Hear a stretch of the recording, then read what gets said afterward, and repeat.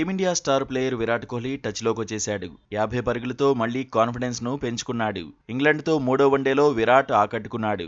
Australia టూర్లో పెర్త్లో century కొట్టిన కోహ్లీ ఆ తర్వాత 8 ఇన్నింగ్స్ల్లో 50 పరుగుల మార్కును అందుకోలేదు.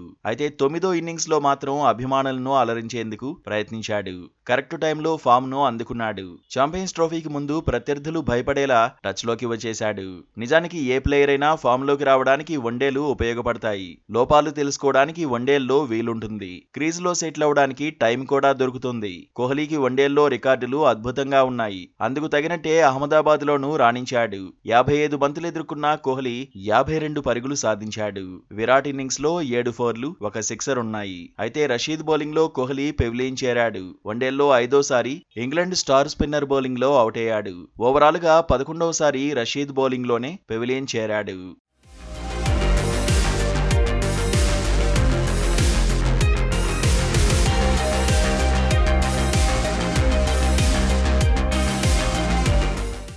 అహ్మదాబాద్లో క్రీజ్లో ఉన్నంతసేపు విరాట్ ఆకట్టుకున్నాడు.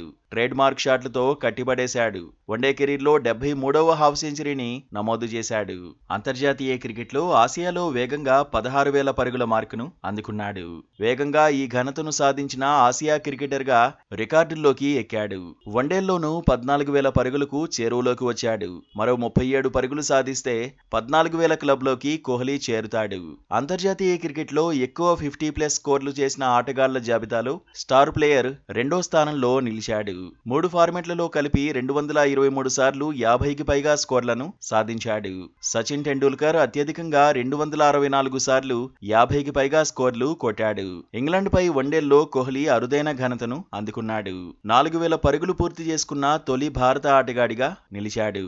సేనా దేశాల జట్లపై అత్యధిక 50+ స్కోర్లు కొట్టిన ఆటగాడిగాను నిలిచాడు. 63 సార్లు ఈ ఘనతను అందుకున్నాడు.